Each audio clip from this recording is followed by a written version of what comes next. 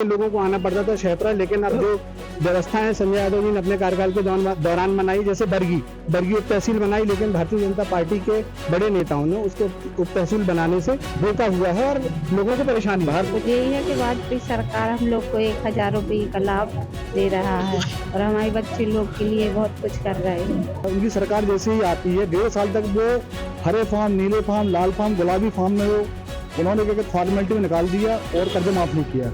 इस बार सीधे उसको उल्टा है, लोग शिवराज सिंह चौहान पर विश्वास कर रहे हैं। 18 साल इनकी सरकार थी, जब महिलाएं याद नहीं आई, जब बहनें याद नहीं आई, आज क्यों आ रही चुनाव के समय, ये मुद्दा है। भारतीय जनता पार्टी ने मस्त करके रखी है और हमारा देश प्रदेश और विदेश को मस्त कर रहा है, दुनिया में नाम कमा रहा है। देखिए इतने डूबे हैं पानी में, साल भर हो गए, इतना पानी भरा है, इतना पानी, कोई नाली है न कुछ है। तो आपने विधायक को नहीं बोला है? सबको बोला, कोई सुनने तैयार नहीं है, कोई सुनने तैयार नहीं है। नमस्कार, मैं धीरज कुमार शाह एमपी तक के सभी दर्शकों का स्वागत करता हूं। आज जबलपुर में चौपाल कर रहे हैं बरगी विधानसभा में। बरगी विधानसभा क्षेत्र जो आता है उसमें 3 क्षेत्र आते हैं, बरगी है, चरगवा है और नर्मदा के साइड जो है वो सहपुरा क्षेत्र आता है। इन दो क्षेत्रों में किसानों का ज्यादा बहुतायत लोग रहते हैं, किसानों के मुद्दे हैं और नर्मदा के किनारे बसा हुआ यह विधानसभा क्षेत्र है, तो यहाँ के खनन का भी बहुत बड़ा मुद्दा है। तो आइए बात करते हैं चौपाल में कि क्या मुद्दे हैं और किस पर आज जनता वोट करेगी, और लोगों से जानेंगे क्या मुद्दे हैं, क्या कहना चाहते हैं। तो सबसे पहले संजय यादव जी के समर्थक हैं जो कांग्रेस से पदाधिकारी हैं, उनसे बात करते हैं कि वो किस बात को लेके, क्या बातें लेके आप जाओगे इस बार वोट मांगने। देखिए आदरणीय संजय यादव जी ने पिछले साल में पिछले 5 सालों में यहाँ पे तो 5 साल का कार्यकाल रहा है, लेकिन 2 साल तो कोरोना में निकल गए। उसके उपरांत भी कम से कम 6 से 7 महीने आचार संहिता लगी रही, लोकसभा की आचार संहिता, ग्राम पंचायत की आचार संहिता।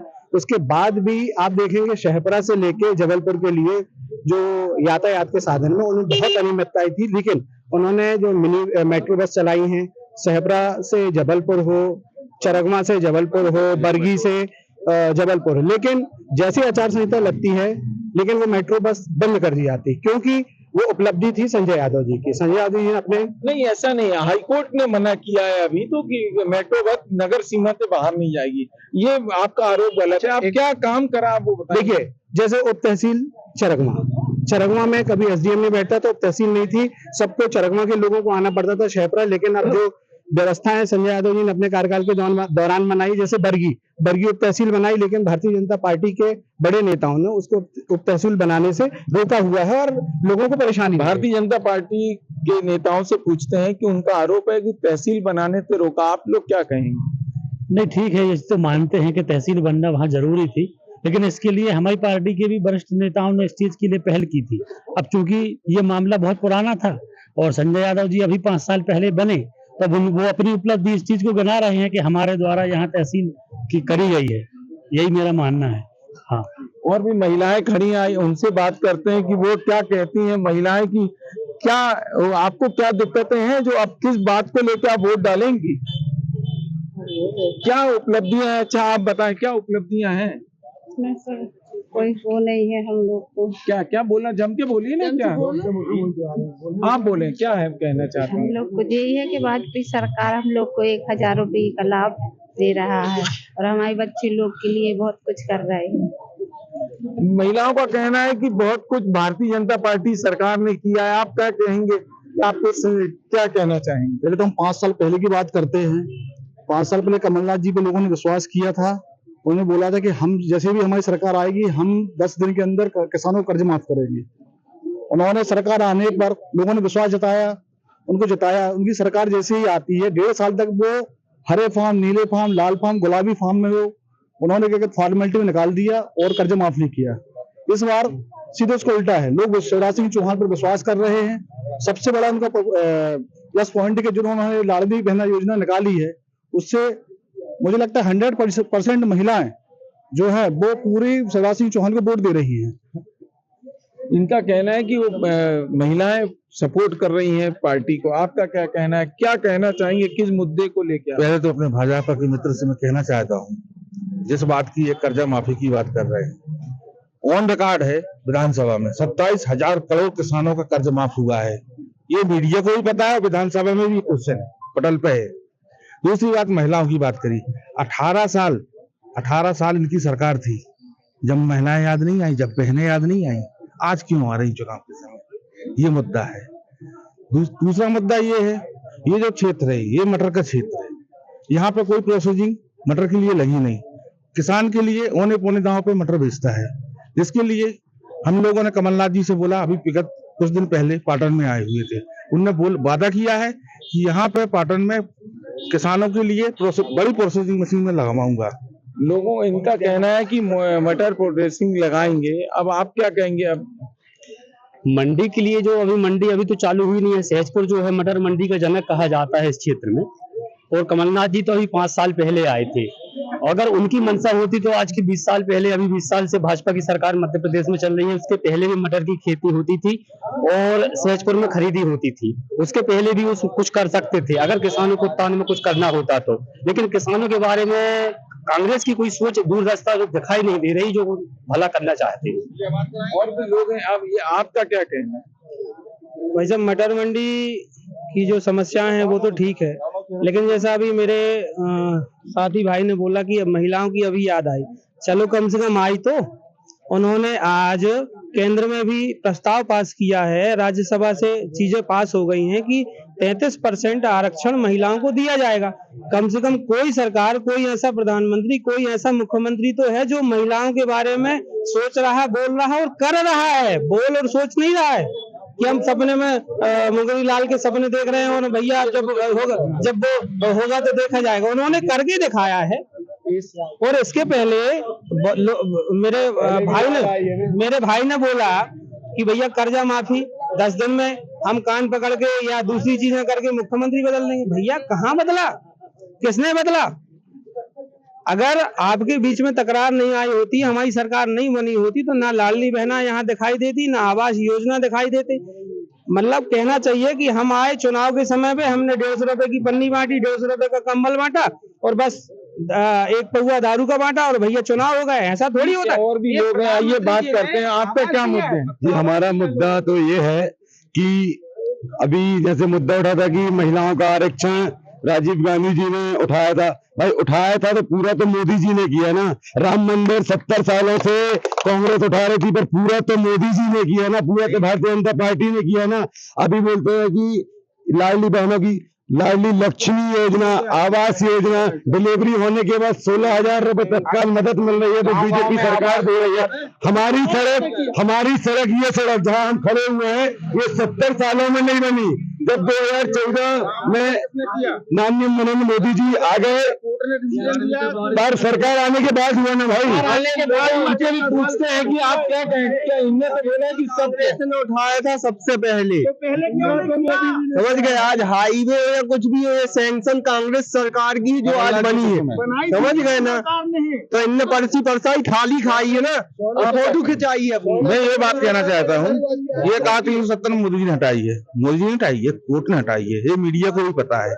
ये हमें जो मित्र मुझे बोलते हैं, क्या है मीडिया में हमेशा जो बीजेपी के लोग होते हैं वो हमेशा अट्रैक्टिव राजनीति करते हैं। कांग्रेस जो दिखता है वो होता है। आप नहीं बिल्कुल, ये समय की परिवर्तन से है।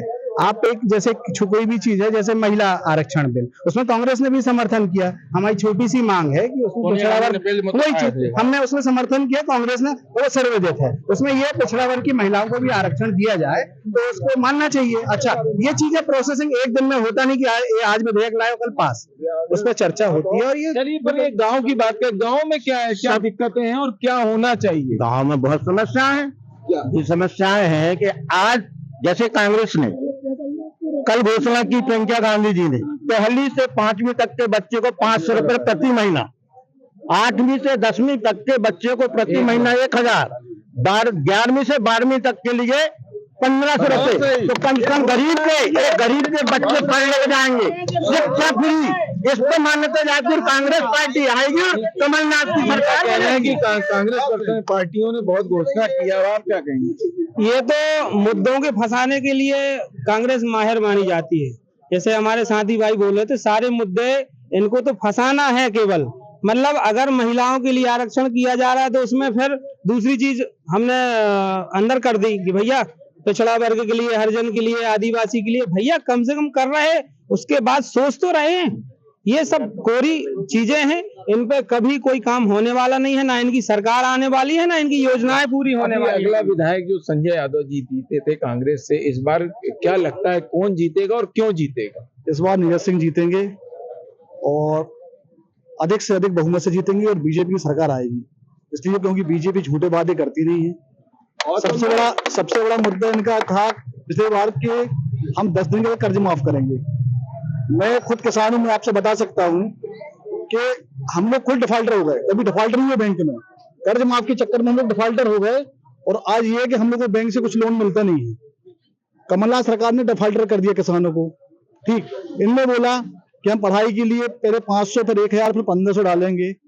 ये कभी नहीं डालेंगे, क्योंकि सरकार आने वाली नहीं तो डालेंगे कहाँ से? आप का उम्र दराज दिख रहा है, क्या लगता है कि आप आने वाले चुनाव में क्या मुद्दे रहेंगे और क्या हल होगा, क्या माहौल दिख रहा है? माहौल रहेगा हमेशा बीजेपी का जी। और सारी बातें जो होगी, जो कांग्रेस ने अपने वादे किए, जैसे भाई साहब ने बताया कि कमलनाथ ने लोभ दिया, ये लोभी सरकार है। इसको 40 साल से मैं जानता हूँ। मेरे यहाँ तो श्याम सुंदर नारायण मुसरान रही, फिर उसके बाद नया मुसरान आई। सिर्फ इन लोगों ने लोभ देके लोगों का शोषण किया है और इनका तो पतन आप देख ही रहे हो चुका है। पिछली बार तो संजय यादव जीते थे, फिर इस बार आप कितना एकदम बोल कैसे रहे? नहीं, संजय यादव तो जीते थे, उसके लिए भी आप मैं बता देता हूँ कि इन लोगों ने जो खरीदी हुई वोटों से जीतने का कोई महत्व नहीं रहता। बीजेपी सरकार जो है वो एक मद है, 40 साल से लोग बाग उसके समर्थक है। इन लोगों ने सन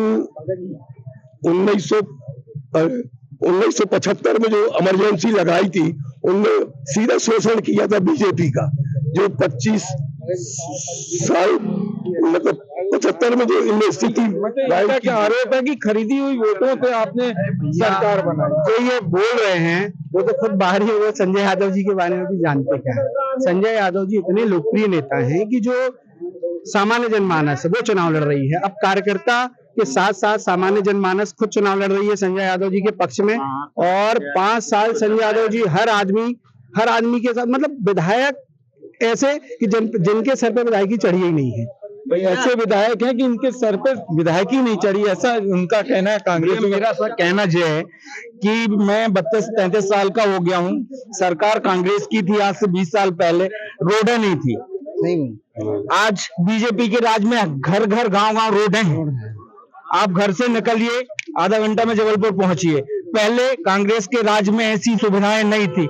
राजीव गांधी आवास योजना, सहजपुर में कोई आवास योजनाओं के पक्के मकान नहीं बने हैं, लेकिन मुख्यमंत्री आवास योजना के आज देख लो कितने मकान बने हैं, कितनी लैटरिंग बनी है। बीजेपी के सरकार में बहुत साथ हुआ, वो पूरे होंगे भैया। और उनसे पूछते हैं कि गांव आवास की बात आ रही है, आवास की बता रहा हूँ, क्या कहना है? बाहरी लोग यहाँ 10-5 साल से आ गए हैं, उनको आवास योजना का लाभ मिला। योजना कहाँ आ रही है? परमानेंट यहाँ है, जन्म हुआ है।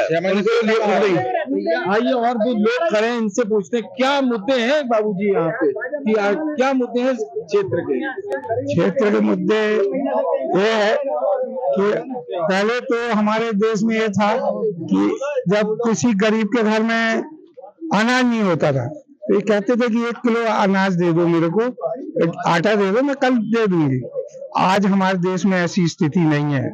भारतीय जनता पार्टी ने मस्त करके रखी है और हमारा देश तो देश और विदेश को मस्त कर रहा है, दुनिया में नाम कमा रहा है।